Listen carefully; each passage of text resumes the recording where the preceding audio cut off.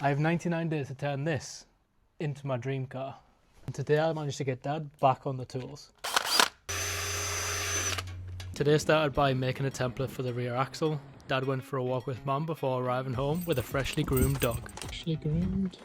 Time to push this car out into the sun and start to lift the body off. Greg was unavailable today, so shout out to Mark for helping us lift this off. I wasn't happy with the first fix of the brake lines because they touched the body, so it was time to start taking them off, straighten out the pipe and begin to refit them. Then dropped the sockets all over the floor and had to put them back. It was time to get the tools out. It feels so much better now being organised after the back end of last week. Then I turned my attention to putting a tap into the chassis. I really wasn't happy with the bolt that I'd put in before, so I'd upgraded the bolt, put in a fresh thread, and it was time to tighten it up. Job 1 complete.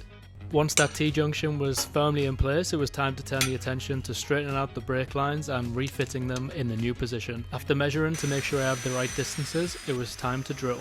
Dad would have been all over this before dementia, but coaching him just to get him even just a little bit involved in this build is a huge win.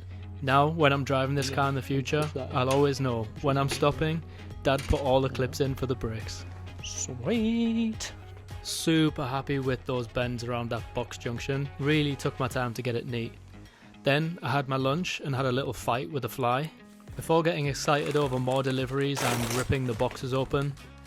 The first delivery was the piston compressor, which we'll need to get the pistons back into the block, and the second was the main bearings and some assembly lube. Cannot wait to get these in the engine. Dad had a little sit in the garden with his new shoes. Thanks Mum for the voiceover there. Then it's front wheels off once again. Copper brake lines run from the master cylinder to the front and then is connected to the calipers with these flexible brake lines.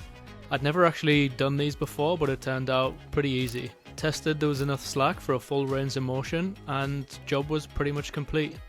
Then just fixed them back to the frame and job was a good one. I might end up shortening these brake lines a little bit, but it's better to have too much on at the moment than not enough. Then I'll install the clips later. I'm going to crack on and get this left side brake line installed tonight. If you like this video, make sure to click follow. This whole build is in support of Race Against Dementia. Just given link is in my bio. And if you do one thing today, go make a memory.